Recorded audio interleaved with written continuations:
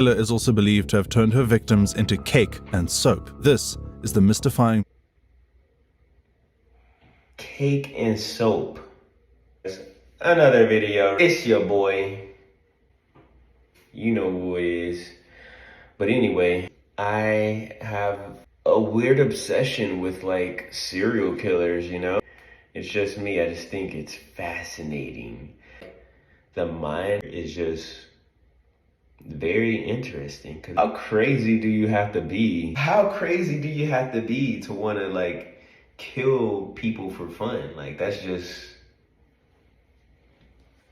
you get what I'm saying? Like, but anyway, this video is about serial killers, and I don't know what it's actually about, but women were going missing. But in a strange turn of events, the killer was, in fact, a woman, and not just any woman. This killer is also believed to have turned her victims into cake and soap. This is the mystifying murder tale of Leonarda Cianciulli. Early life. Leonarda Cianciulli grew up in one woman, and not just any woman. This killer is also believed to have turned her victims into cake and soap. This is the mystifying cake and soap. You got a dead body, sweet, gooey cake. Soap.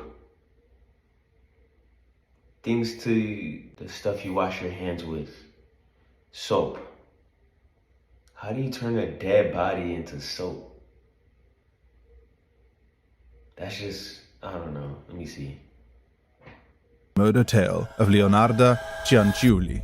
Early life. Leonarda Cianciulli grew up in Montella, Avellino, in the south of Italy. This was an incredibly impoverished part of Italy, and her upbringing was incredibly tough. According to Cianciulli, her mother was raped by her father, and her mother was forced to marry her rapist when it became clear that she was pregnant. This is one of the many disputed facts about her life and what happened. And as I dig further into this highly contested tale, I'll let you make up your own mind on what really happened and what her true motives were. During her youth, she attempted to take her own life on 2 occasions. Cianciulli says that she suffered from epilepsy as a child, and rather than being given special treatment for this, she was treated like a burden. The only glimmer of hope in her life was a man named Rafael Panzardi, who she fell in love with as a young woman. This marriage was against her family's wishes, as they had someone else in mind for her. Consequently, the parents refused to give her and her newfound husband their blessing. Instead of supporting her daughter, it's believed that her mother put a curse on her. The curse. During this time, Italy was on the cusp of modernization. However, the practices of witchcraft and sorcery still lingered on, particularly in the rural areas of the south. Leonarda believed that this curse meant that her newly married life would be riddled with bad luck. In 1921, they moved to the husband's native town of Lauria Potenza. She did not have a good time while living in this town, but this was her own making rather than any curse. She was briefly arrested for fraud, and when she was released, they moved to another town in Avellino named La Cedonia. It was here that she appeared to have a truly unfortunate incident inflicted upon her. In 1930, the Irpin... How can you fault her? How do you even commit fraud, like, back then? Like, do you just pretend to be somebody? I don't know. Let me keep going. Earthquake caused havoc in the area and destroyed her home. Leonarda believed that this was because of the curse. She was incredibly interested in witchcraft and sorcery and invited a fortune teller to see what lay ahead. One palm reader said to her, "You will marry and have children, but all your children will die." Another palm reader looked at her hands and said, "This is not good. One hand tells me you will end up in prison, the other indicates a criminal asylum. I don't know why, but it is inevitable. It will be one or the other." While the earthquake affected many people in the area, Leonarda would also suffer personal tragedies, which led her to believe that this curse was in full swing. She was pregnant 17 times during her marriage. On 3 occasions, she lost a baby through miscarriage. 10 of her other children died when they were extremely young. Medical care was not that advanced back then, but even still, this was a large number of children to lose. This led her to a deep and dark conclusion that her mother's curse was killing her children. She was fundamentally obsessed with the safety of her 4 remaining kids. The curse lifts.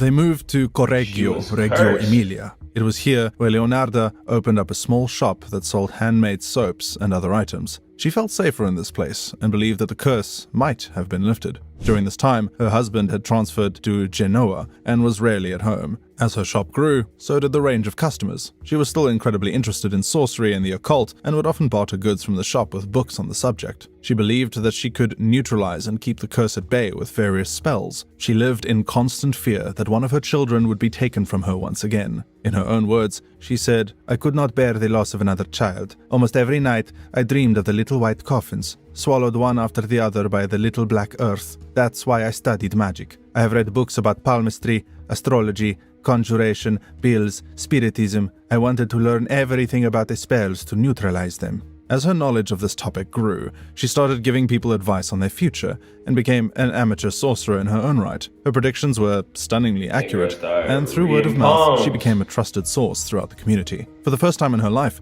good things were happening. The curse, as far as she saw it, had been lifted, but little did she know, her bad luck would come knocking on her door once again. Cursed once again. One day, Leonarda noticed that her son Giuseppe started acting differently. He was not his normal, sociable self, and was a bit more guarded than usual. It was as if he was carrying a secret, and he soon explained what was happening. In 1939, Italy got embroiled in World War II. Italy was then led by Benito Mussolini, who signed an agreement with Adolf Hitler that if one of them got embroiled in a war, the other would support them. For Leonarda, this meant that her favorite son Giuseppe was going to war. During this time, Giuseppe was a student in Milan and had everything going for him. Like many young people at this time, their futures were put on hold until this war was over. In Leonarda's twisted mind, she believed that to spare her son from dying, she needed to perform some human sacrifices. She needed to kill someone. It was a simple exchange to prevent the curse from taking her son, and she needed to take someone else, like bartering soap and books in her shop. She would barter with the universe, her son's life, in exchange for the life of another. When choosing her victims, she chose people from the community who did not have a lot of family members and friends, and therefore would not be missed. It was an incredibly cruel selection process, but she knew exactly who her first victim would be. This video is just crazy as heck. Hold on. So we went from a killer that turned dead bodies into soap and cake. I mean, this is her backstory. All right, I get it. Let me just continue. This is crazy. Her son was friends with Hitler? That's crazy.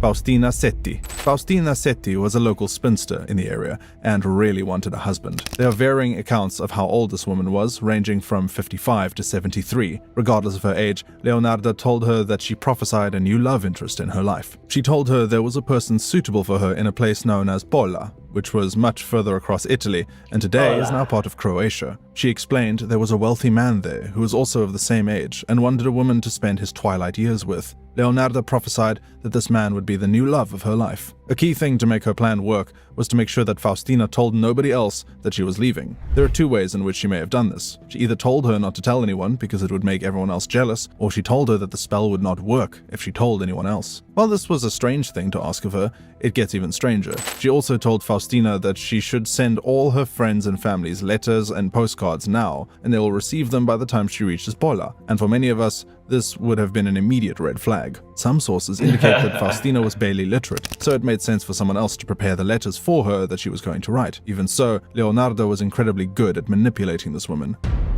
Leaving for Pola.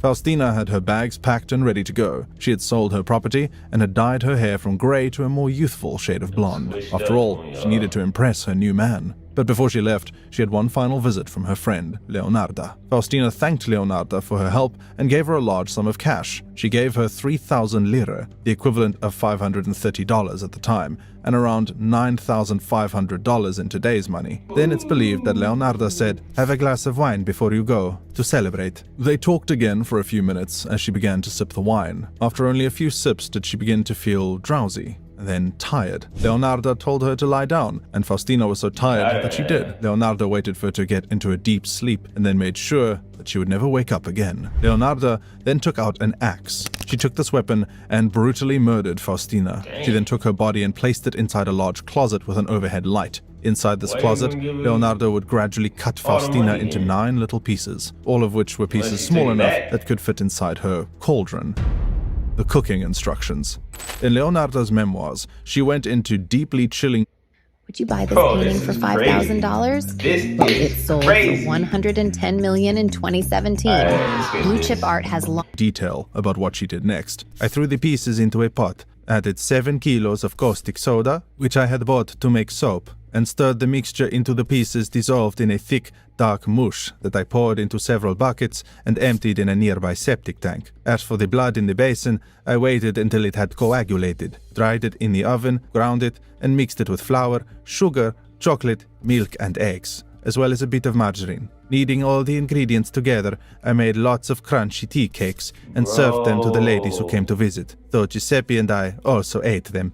To lift the curse from Giuseppe, Leonarda needed to bathe her son in the special soap, and he needed to eat the tea cakes. If you're questioning why Giuseppe would agree to have his mom bathe him at 20 years old, wait until you hear about his other actions. Leonarda told her son Giuseppe to travel to Pola and post some letters for her from Pola. Being the devoted son he was, Giuseppe went and did this. His actions would become even more suspicious as the tale unfolds. Getting away with murder. There were neighbors of Faustina's within the village that were puzzled by her disappearance. During World War II, it was not unusual for people to suddenly flee or leave their towns, but it was less common for elderly ladies to do this. And by going to Pola, which was further north and in Central Europe, she was essentially moving to a less safe part of Italy. But Leonarda had just gotten away with murder. At this point, it's unclear what Leonarda's motives were. She talked about her son going off to war as the motivating factor, but the way in which she committed these murders seemed incredibly sophisticated and premeditated. How did a simple, middle-aged mother concerned about her son know how to pull off the perfect murder? She was far from finished. She sought to kill again. And there are allegedly multiple reasons why. The first one is that she initially did not get the soap right, so she needed to kill again. The second is that she needed to kill 3 more times in order to protect the lives of her other 3 children. Other sources have pointed to the fact that this was a moment when Italy had officially gone to war, so the chances of her son dying had now been turned up several notches. Or, if we cast all of these superstitions aside for a moment, maybe the 3,000 lira she had got had run out, and she was seeking another payment. Of all of these theories, we can only speculate, but the fact is that she was willing to kill again. Francesca Sawavi. The second victim was a woman named Francesca Sawavi. Again, this was a woman who lived on her own and would be less likely to be missed. The village of Correggio was a quiet village, and Leonarda urged them to move elsewhere and find a much more exciting life for themselves. Francesca was not exactly elderly, at only 55, but was widowed and lived on her own. She was also good friends with Leonarda. As luck would have it, Leonarda had managed to get her a job at a girls' school in Piacenza, which is in the north of Italy. She was a school teacher looking for a change, and her friend Leonarda provided her with a perfect opportunity to start a new chapter in her life. Like Faustina, Leonarda told Francesca to send postcards and letters before she leaves, and they will be received by the time she reaches Piacenza. On this occasion, things were a bit more complicated. This was an educated schoolteacher and someone fully capable of writing her own letters. However, Leonarda managed to convince Francesca to do this before she left. She was also told not to tell a single person that she was going. And just like with Faustina again, she went to visit her good friend right before her departure. The elixir of death. Before ATMs and online banking, if you wanted to move homes at this time, you took all of the money you had with you in cash, and Francesca gathered all the money she had with her before she... This is a long video, so I think I'm gonna just do a part 2. Yeah. I'm gonna definitely do a part 2. We'll get back to this video later on, and we'll see what's going on with Leonarda. But alright, deuces guys, good night, have fun, or good morning, wherever you are.